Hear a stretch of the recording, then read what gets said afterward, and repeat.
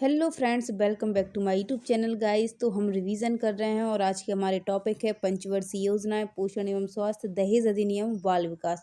तो टोटल हम यहाँ पर 100 प्रश्न करेंगे, बहुत ज़्यादा इंपॉर्टेंट है दोस्तों। अगर आप मेरे चैनल पर नए हैं तो चैनल को सब्सक्राइब कर लें एंड बेल आइकन प्रेस कर लें। और इसकी पीडीएफ के लिए आप हमारे टेलीग्राम ग्रुप को ज्वाइन कर लें। टेलीग्राम ग्रुप की लिंक आपको डिस्क्रिप्शन में मिल जाएगी।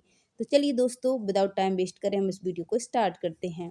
पंचवर्षीय योजनाएं एमसीक्यू जो कि आपके मैनेजमेंट का पार्ट है।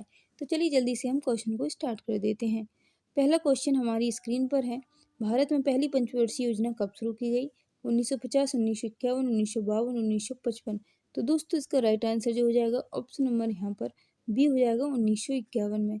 अगला क्वेश्चन आपकी स्क्रीन पर है कि पहली पंचवर्षीय योजना का मुख्य उद्देश्य क्या था? औद्योगिकीकरण, कृषि विकास, आधारभूत संरचना, शिक्षा का उद्धार। तो दोस्तों राइट आंसर हो जाएगा कृषि विकास, ऑप्शन नंबर बी इसका सही आंसर हो जाएगा। अगला क्वेश्चन आपकी स्क्रीन पर है कि दूसरी पंचवर्षीय योजना किसके मॉडल पर आधारित थी? गांधीवादी, नेहरू, महालनोबिस, लिबरल मॉडल, समाजवादी मॉडल। करेक्ट आंसर हो जाएगा option number B, Nehru Mahalanobis model पर आधारित थी दूसरी पंचवर्षीय योजना। अगला क्वेश्चन है यहाँ पर, दूसरी पंचवर्षीय योजना का प्रमुख फोकस क्या था? कृषि, भारी उद्योग, सेवा क्षेत्र, शिक्षा। तो सही आंसर हो जाएगा दोस्तों भारी उद्योग, ऑप्शन नंबर बी इसका करेक्ट आंसर है। अगला क्वेश्चन है कि भारत की योजना आयोग की स्थापना कब हुई थी? 1947, 1950, 1951, 1952। तो इसका सही आंसर हो जाएगा ऑप्शन नंबर बी 1950 में। अगला क्वेश्चन है यहाँ पर, चौथी पंचवर्षीय योजना का मुख्य उद्देश्य क्या था? हरित क्रांति, औद्योगिकीकरण, गरीबी हटाओ, सेवा क्षेत्र विकास। राइट आंसर हो जाएगा गरीबी हटाओ, ऑप्शन नंबर सी इसका करेक्ट आंसर है। अगला क्वेश्चन यहाँ पर आप देखेंगे, पंचवर्षीय योजना का निरीक्षण कौन करता था? नीति आयोग, योजना आयोग, वित्त मंत्रालय, ग्रामीण विकास मंत्रालय। तो इसका राइट आंसर हो जाएगा ऑप्शन नंबर ए नीति आयोग। अगला क्वेश्चन यहाँ पर योजना आयोग इसका राइट आंसर है। अगला क्वेश्चन है हमारा, भारत में हरित क्रांति किस पंचवर्षीय योजना के दौरान शुरू की गई? तीसरी, चौथी, दूसरी, पहली योजना। तो इसका राइट आंसर हो जाएगा दोस्तों तीसरी योजना में शुरू की गई थी।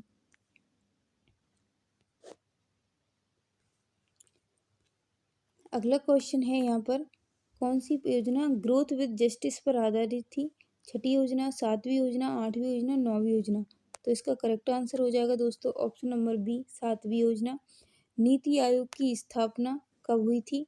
2012, 2014, 2015, 2016। तो इसका राइट आंसर हो जाएगा ऑप्शन नंबर सी 2015 में। अगला क्वेश्चन यहाँ पर आप देखेंगे, योजना आयोग को किसने प्रतिस्थापित किया? वित्त आयोग, नीति आयोग, ग्रामीण विकास मंत्रालय या फिर आर्थिक आयोग। तो इसका करेक्ट आंसर हो जाएगा दोस्तों option number B NITI Aayog. अगला क्वेश्चन है,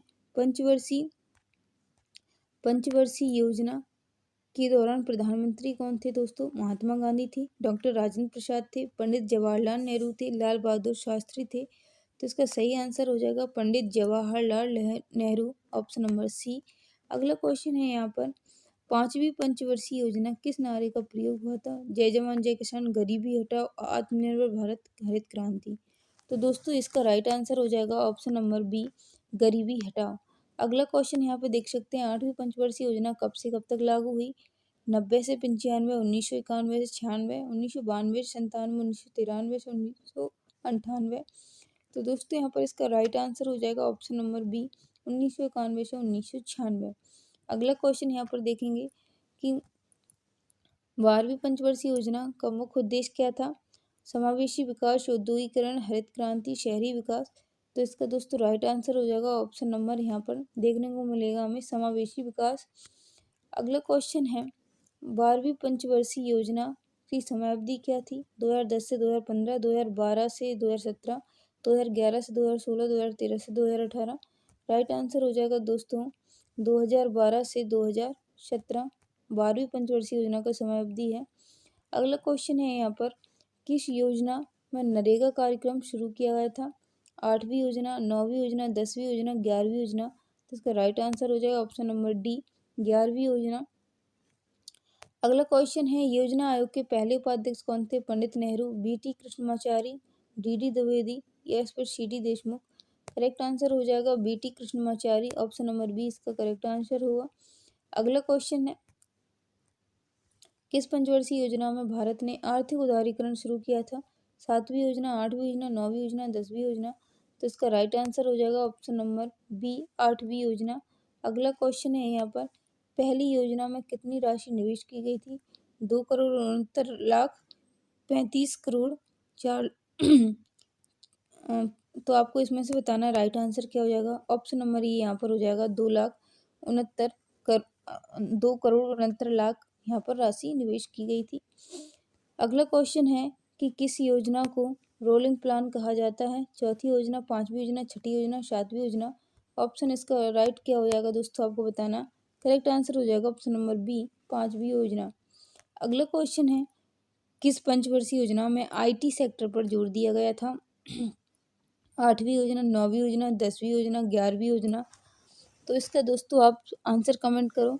तो दोस्तों आपको वीडियो कैसा लग रहा है, इसको लाइक ज़रूर कर दें, अपने दोस्तों में शेयर कर दें। एंड चैनल पर पहली बार आए तो चैनल को जरूर से सब्सक्राइब कर लें, क्योंकि यहाँ पर आपको सारे विषय की टॉपिक वाइज ही MCQ कराई जाएंगी। क्योंकि मुझे एक कमेंट आया था कल की वीडियो में कि मैम टॉपिक वाइज वीडियो लाओ, तो इसलिए मैं टॉपिक वाइज वीडियो लाई हूँ। तो चलिए दोस्तों इसका करेक्ट आंसर देख लेते हैं। इसका right answer option number C, 10वीं योजना हो जाएगी। अगला क्वेश्चन यहाँ पर देखेंगे, भारत में पंचवर्षीय योजनाओं की शुरुआत किस देश से प्रेरित हुई? अमेरिका, रूस, इंग्लैंड, जापान। तो इसका सही आंसर ऑप्शन नंबर बी हो जाएगा, रूस, सोवियत संघ से शुरू हुई थी। अगला क्वेश्चन यहाँ पर देखेंगे कि मिनिमम नीड्स प्रोग्राम किस योजना से शुरू हुआ? चौथी योजना, 5वीं योजना, छठी योजना, 7वीं योजना। करेक्ट आंसर हो जाएगा ऑप्शन नंबर सी, छठी योजना। अगला क्वेश्चन है कि किस योजना में गरीबी उन्मूलन पर सबसे अधिक बल दिया गया? चौथी, 5वीं, छठी, 7वीं। तो इसका राइट आंसर ऑप्शन नंबर यहाँ पर ये बी हो जाएगा, 5वीं योजना।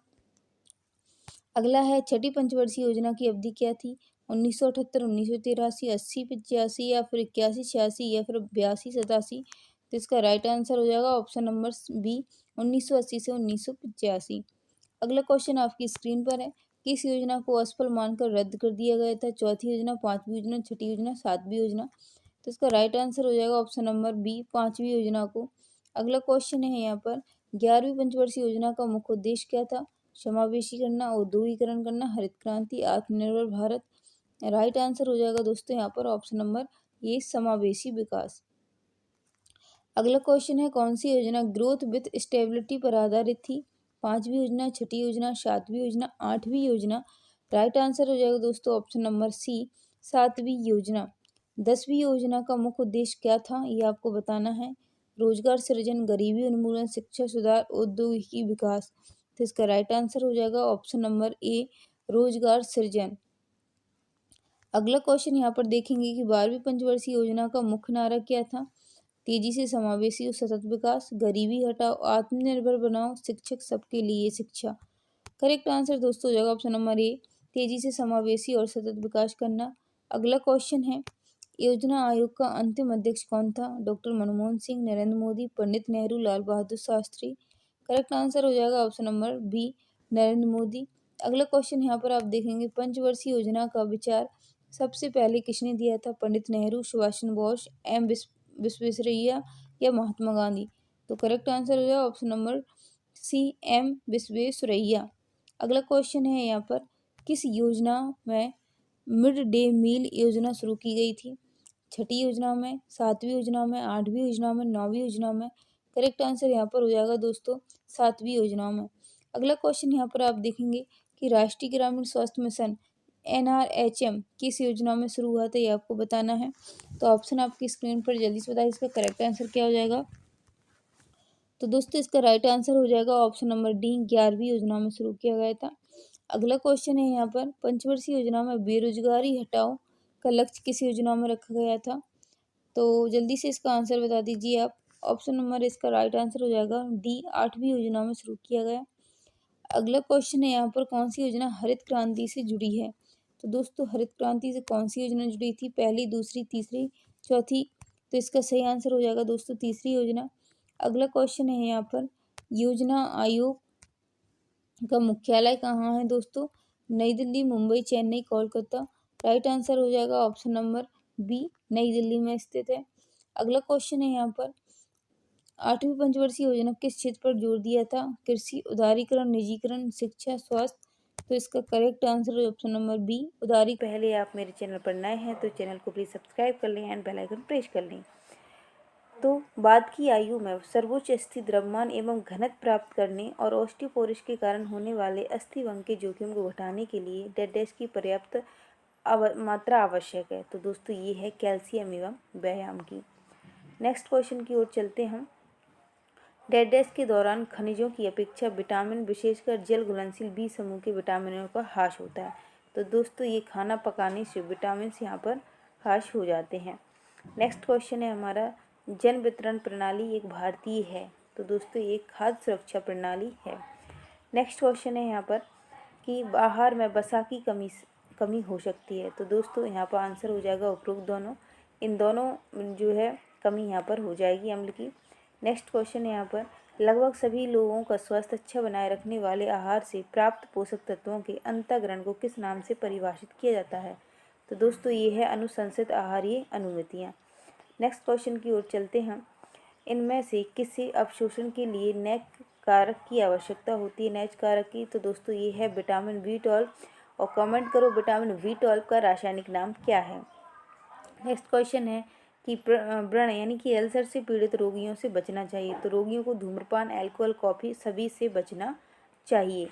नेक्स्ट क्वेश्चन है यहाँ पर, फॉलेट का अपर्याप्त अंतःग्रहण मेगालोब्लास्टिक एनीमिया के अतिरिक्त अन्य किस चीज़ से संबंधित होता है। तो दोस्तों ये किस चीज़ से संबंधित है, ये है दोस्तों गर्भावस्था के खराब परिणाम से। ठीक है, नेक्स्ट क्वेश्चन की ओर हम चलते हैं।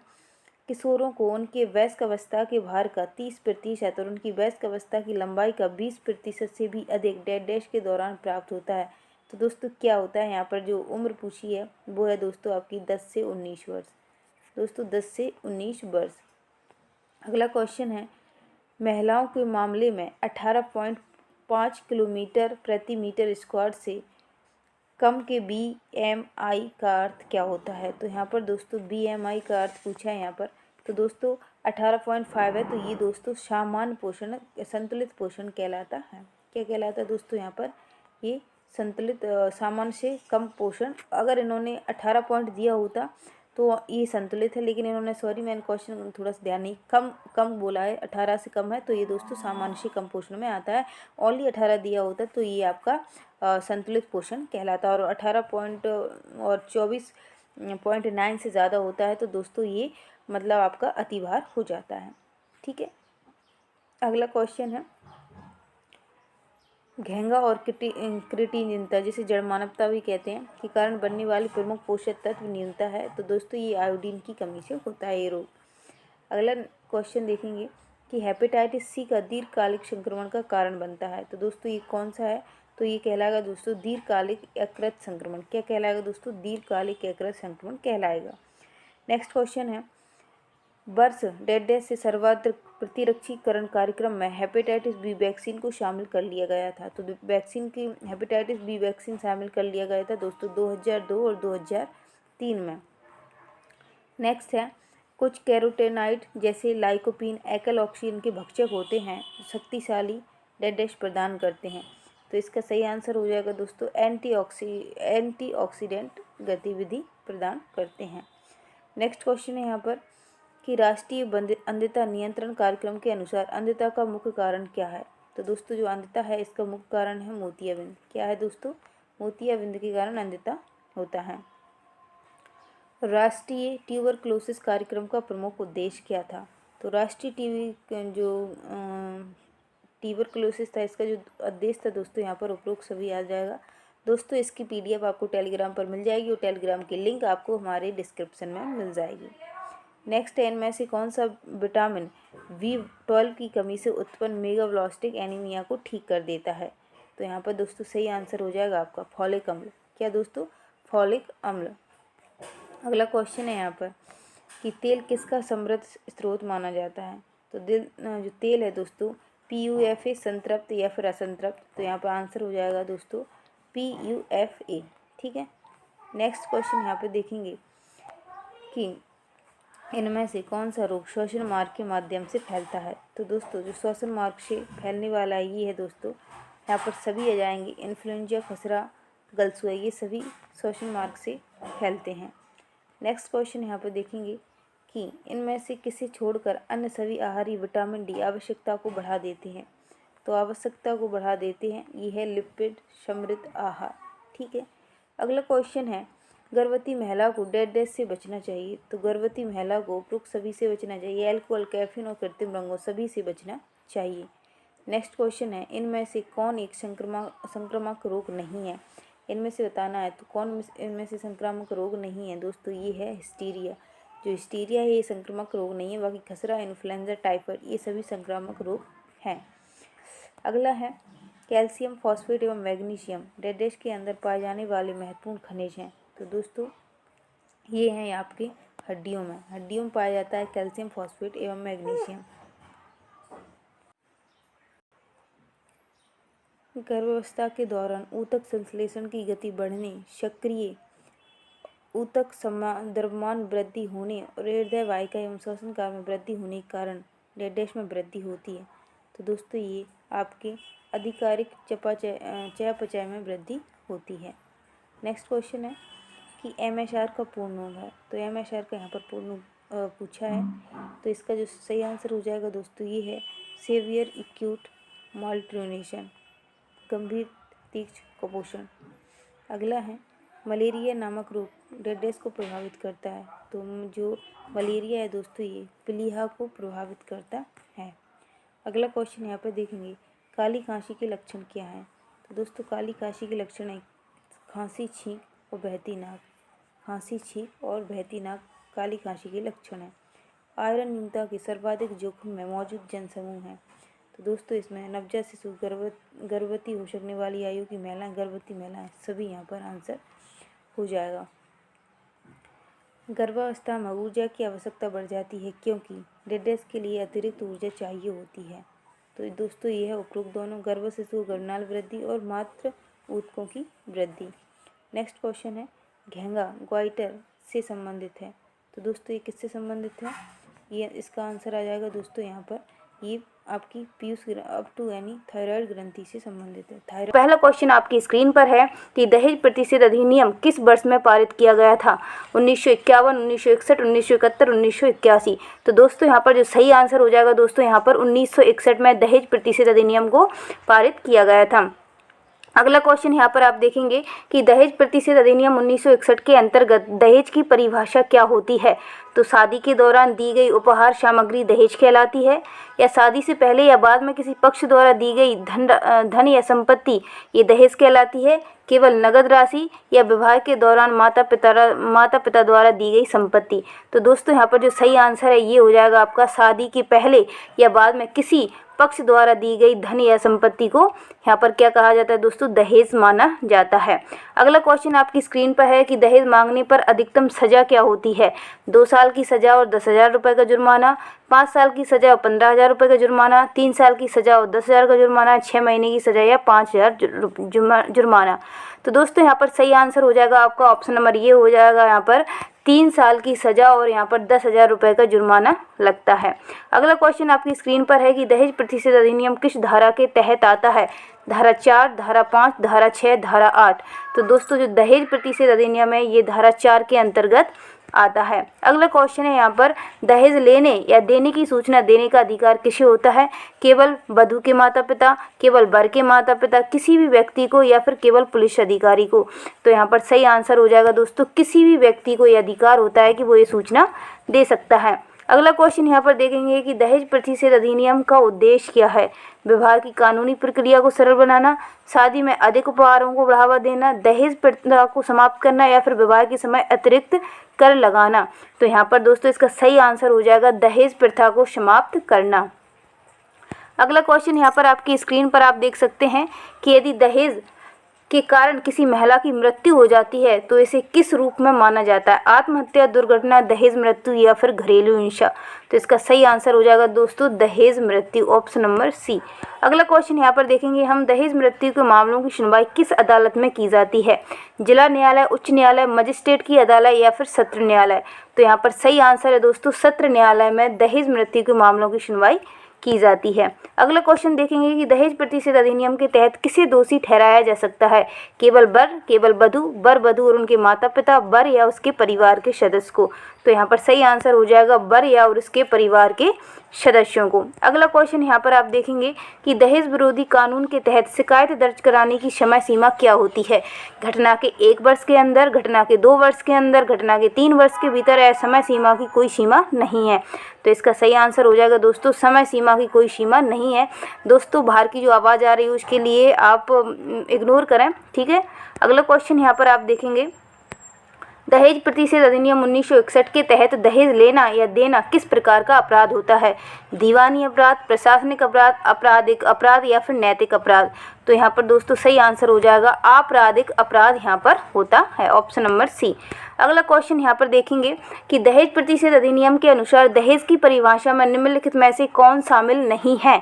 नगद राशि, संपत्ति और आभूषण, घरेलू उपकरण या फिर व्यक्तिगत सेवाएं। तो यहाँ पर ये पूछा है कि कौन शामिल नहीं है। क्वेश्चन को भी अच्छे से पढ़ना है, ठीक है। तो यहाँ सही आंसर हो जाएगा जो व्यक्तिगत सेवाएं, ये दहेज मतलब दहेज में नहीं आता है। अगला क्वेश्चन यहाँ पर देखेंगे कि दहेज प्रतिषेध अधिनियम की धारा 8 के अनुसार इस अधिनियम के अंतर्गत दायर मामलों की सुनवाई कौन करता है। तो पुलिस अधिकारी, सत्र न्यायालय, प्रथम श्रेणी का मजिस्ट्रेट या फिर ग्राम पंचायत। सही आंसर हो जाएगा प्रथम श्रेणी का मजिस्ट्रेट, ठीक है दोस्तों। अगले क्वेश्चन पर हम यहाँ पर चलते हैं। क्वेश्चन नंबर 14 है यहाँ पर, यदि कोई व्यक्ति दहेज मांगते हुए पकड़ा जाता है तो उसे कौन सी धारा के तहत दंडित किया जाएगा। धारा 3, 4, 6 या फिर 7। तो दोस्तों ये धारा 4 के तहत दंडित किया जाएगा। अगला क्वेश्चन यहाँ पर है कि दहेज मृत्यु के मामलों में दहेज मृत्यु साबित करने के लिए विवाह के कितने समय के भीतर महिला की मृत्यु होनी चाहिए। 1 वर्ष, 3 वर्ष, 5 वर्ष या फिर 7 वर्ष। तो यहाँ पर सही आंसर हो जाएगा दोस्तों 7 वर्ष, ऑप्शन नंबर डी। अगला क्वेश्चन यहाँ पर आप देखेंगे कि दहेज प्रतिषेध अधिनियम किसके अधिकारों की रक्षा के लिए बनाया गया था। पुरुषों के लिए, महिलाओं के लिए, बच्चों के लिए, बुजुर्ग के लिए। तो जो दहेज प्रतिषेध अधिनियम है दोस्तों ये महिलाओं के लिए बनाया गया था। अगला क्वेश्चन यहाँ पर देखेंगे कि दहेज प्रतिषेध अधिनियम 1961 में किस प्रकार की संपत्ति को दहेज माना जाता है। केवल चल संपत्ति, अचल संपत्ति, चल अचल दोनों या फिर केवल जमीन। तो यहाँ पर सही आंसर हो जाएगा चल अचल दोनों संपत्ति को दहेज माना जाता है। अगला क्वेश्चन है हमारा यहाँ पर, यदि कोई व्यक्ति दहेज लेने के बावजूद उसे लौटाने से इनकार करता है तो किस धारा के तहत कार्रवाई की जाती है। धारा 3, 6, 7, 5। तो दोस्तों ये इसका आंसर है दोस्तों धारा 6 के तहत कार्रवाई की जाती है। अगला क्वेश्चन यहाँ पर हम देखेंगे कि दहेज प्रतिषेध अधिनियम लागू करने की जिम्मेदारी किसकी होती है। पंचायत समिति, महिला आयोग, पुलिस, न्यायपालिका या फिर जिला प्रशासन। तो दोस्तों दहेज प्रतिषेध अधिनियम लागू करने की जिम्मेदारी पुलिस और न्यायपालिका की होती है। अगला क्वेश्चन यहाँ पे हम देखेंगे कि दहेज प्रतिषेध अधिनियम के तहत किन परिस्थितियों में दहेज की मांग की सजा नहीं दी जाती है। यदि दहेज स्वेच्छा से दिया गया हो, यदि दहेज की मांग मौखिक रूप से की गई हो, यदि दहेज लेने वाला दोषी ना पाया जाए, यदि दहेज राशि बहुत कम हो। तो इसका सही आंसर हो जाएगा कि यदि दहेज लेने वाला दोषी ना पाया जाए। बाल विकास का कौन सा चरण सबसे तेज शारीरिक वृद्धि का होता है। ऑप्शंस शैशवावस्था, बाल अवस्था, किशोरावस्था, प्रौढ़ावस्था। तो दोस्तों इसका सही आंसर हो जाएगा शैशवावस्था, ऑप्शन नंबर ये यहाँ पर इसका सही आंसर हो जाएगा शैशवावस्था शारीरिक वृद्धि का सबसे तेज चरण माना जाता है। अगला क्वेश्चन यहाँ पर आपकी स्क्रीन पर है, संज्ञानात्मक विकास से संबंधित प्रमुख सिद्धांतकार कौन थे। सिगमंड फ्राइड, जीन पियाजे, वेंडरा, स्किनर। तो दोस्तों इसका जो सही आंसर है वो क्या हो जाएगा, इसका राइट आंसर हो जाएगा जीन पियाजे, ऑप्शन नंबर बी यहाँ पर करेक्ट हो जाएगा।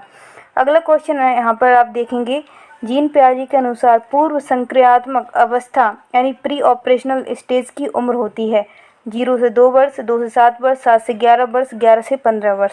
तो दोस्तों इसका सही आंसर देख लेते हैं, 2 से 7 वर्ष होती है। क्या होती है दोस्तों, पूर्व संक्रियात्मक अवस्था 2 से 7 वर्ष होती है जीन पियाजे के अनुसार।